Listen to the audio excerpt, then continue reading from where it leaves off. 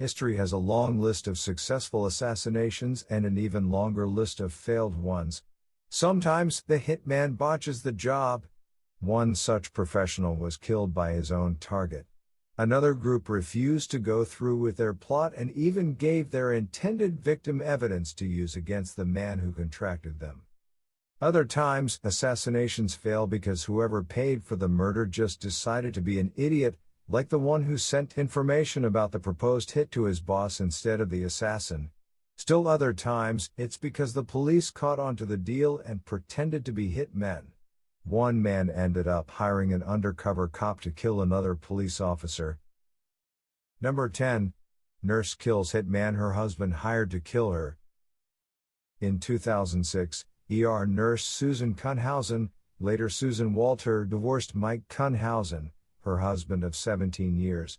Mike responded by hiring a hitman to kill her. Mike had lost his job after the divorce and wanted their home for himself. He paid Edward Haffey $50,000 for the hit. On the fateful day, Susan returned home to find her apartment unusually dark. She was still trying to figure out what was amiss when Haffey struck her with a hammer. Instead of screaming and attempting to escape as most people would, Susan fought back, overpowering Haffey and strangling him to death. Mike was sentenced to 10 years imprisonment. He died 6 months before he was due for release. Number 9. Man mistakenly sends text to former boss instead of hitman. In 2017, Jeff Lytle was arrested after sending suspicious text messages to his former boss. The message, which included the line, "You remember you said that you would help me kill my wife," was intended for a hitman only identified as Shane. The messages also contained details about how they would split the money he would receive on his wife's insurance. They planned on sharing it 50-50.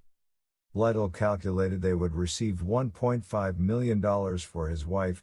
He told Shane that they could get an extra $500,000 if he also killed their daughter. Lytle provided information about his wife, telling Shane she worked at Walmart and got off work at 11 p.m. He also suggested that Shane make the murder look like an accident or failed robbery. Lytle was arrested after his former boss showed the text messages to the police. Lytle denied planning a murder, saying he only wrote the text because he was angry. Number 8. Man hires undercover cop to kill another police officer. Houston-based Egyptian Mohammed felt he had enough with a Houston Police Department officer who was fond of giving him tickets. The officer had issued him several tickets for having excess vehicles parked at his logistics and shipping business. Mohammed thought he could save himself money if he spent $2,000 to kill the cop instead of paying tens of thousands of dollars to move the vehicles. In 2018, he hired a hitman who ended up being an undercover police officer.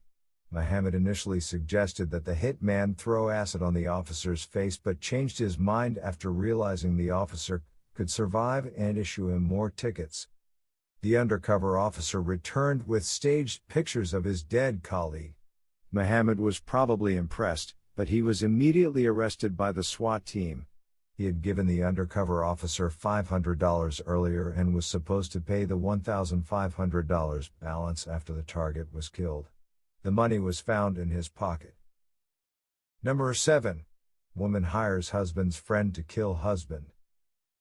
Maria Sosa was planning to divorce her husband, Ramon Sosa, when she decided to speed up the process in 2017.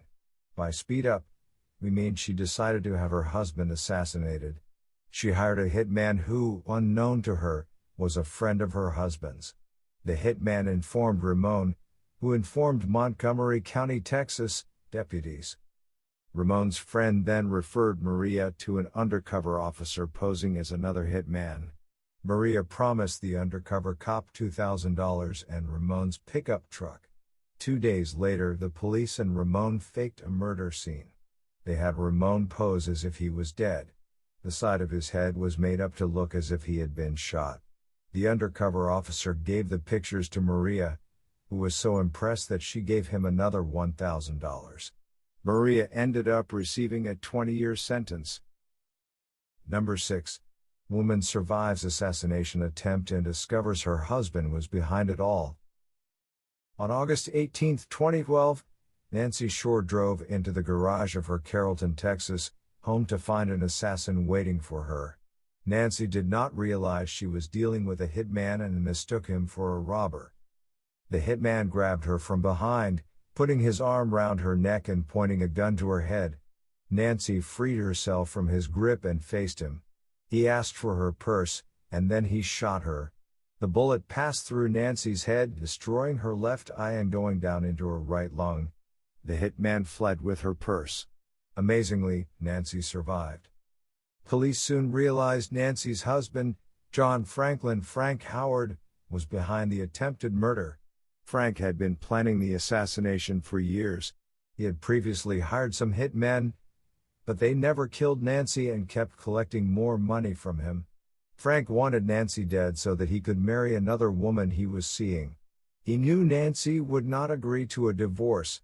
He was sentenced to life imprisonment. Number 5. Hitmen refuse to kill victim because they do not kill women. In 2015, Australia-based Noella Rukundo was visiting Burundi for her stepmother's funeral when she was kidnapped at gunpoint and forced into a vehicle. She was blindfolded and driven to a safe house. Inside, her kidnappers asked her why her husband wanted her dead. Noella told the men it was impossible because her husband would never want to kill her. The men proved her wrong when they called her husband, Balenga Kalala, and told him they had his wife. Balenga told them to kill her. Noella was so shocked that she fainted. In the end, the hitmen did not kill Noella because they had a policy against killing women and children. However, they told her husband she was dead.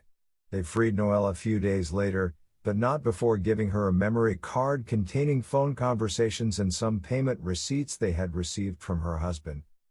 Noella secretly returned to Australia, where her husband had been telling whoever cared to listen that she was dead. He had been receiving mourners at his home and was seeing some off when Noella showed up. Balenga said he wanted Noella dead because he thought she wanted to divorce him. He was sentenced to 9 years imprisonment. Number 4. Woman hires hitman to kill husband for insurance. Ex-wife gets the money. In November 2013, Clevelander Uloma Walker Curry hired her daughter's boyfriend, Chad Paget, to kill her husband, William Walker. Uloma and William were only married for 4 months, but Uloma was deep in debt and hoped to cash out his $100,000 life insurance policy. Paget contracted the assassination to his cousin, Chris Hine, who failed to kill Walker. Hine outsourced the job to Ryan Doherty, who shot Walker 4 times. Things quickly went wrong after the murder. First, Uloma never received any money because Walker still listed his ex-wife as his next of kin. So the ex got the money. Paget was sentenced to 28 years to life for his role in the murder. Doherty got 23 years, and Hine got 18 years. Uloma's 17-year-old daughter was sent to a juvenile center.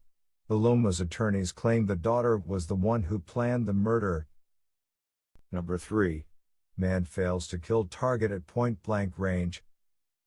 Here's one coming out of Bulgaria. In 2013, a man jumped out of an audience and pointed a pistol at Ahmed Dogan, who was giving a speech. Dogan was the leader of the Movements for Rights and Freedoms, an ethnic Turk political party in Bulgaria. The shooter, later identified as 25-year-old named Oktay Animakhmadov, tried to shoot the party leader twice, but the gun wouldn't fire. Animakhmadov was immediately subdued and arrested. He also had 2 knives on his person. Records show he had earlier been arrested for drugs and robbery. The attempted assassination was seen on live television. The footage clearly shows Animakhmadov holding the pistol a few inches from Dogan's head. Investigations revealed the gun was actually a gas pistol. Gas pistols are classified as non-lethal weapons even though they can cause serious injuries when used at close range. Police said the shooting was not an assassination attempt but a stupid ploy at becoming famous. Police only charged Animakhmadov with grave hooliganism and issuing a death threat. However, Litvy Metsan, who took over as party leader after Dogan resigned over the incident, said Enemekmadov told Dogan he truly meant to kill him. Number 2. Woman hires undercover cop for hit job, is acquitted by court. Now the tables are turned. In Digby County, Nova Scotia, Canada, in 2008, Nicole Ryan, later Ducey, had become fed up with her marriage to Mike Ryan. Instead of filing for divorce, she hired a hitman to kill Mike. She was doing it for the money. She knew she could get nothing if she divorced Mike but would inherit 3 properties and receive his $500,000 pension if he was dead. Nicole had problems finding the perfect man for the job. The first hitman she hired fled with the $25,000 payment, and 2 more hitmen turned down the contract. She finally found a 4th who was willing. He wasn't really willing, though, because he was an undercover Royal Canadian Mounted Police officer. The officer played along and even asked if he should kill Mike's new girlfriend. Nicole said no, she only wanted Mike dead. He also asked if Mike beat her. She said no. Nicole also told the cop that she had been trying to kill Mike for 9 months. She was arrested after her second meeting with the undercover officer.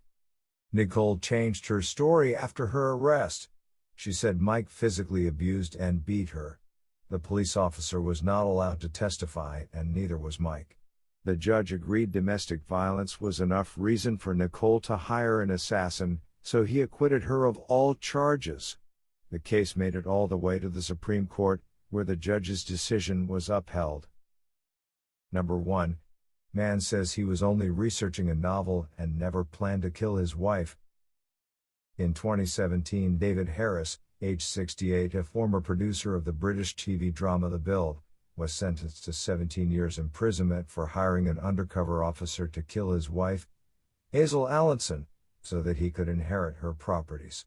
Harris paid £200,000 for the hit and hoped to earn £800,000 from sales of the properties.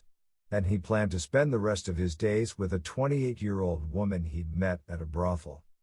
Harris hired Duke Dean, who introduced him to an undercover officer posing as a hitman called Chris. Chris recorded the meeting, and police arrested Harris the next day.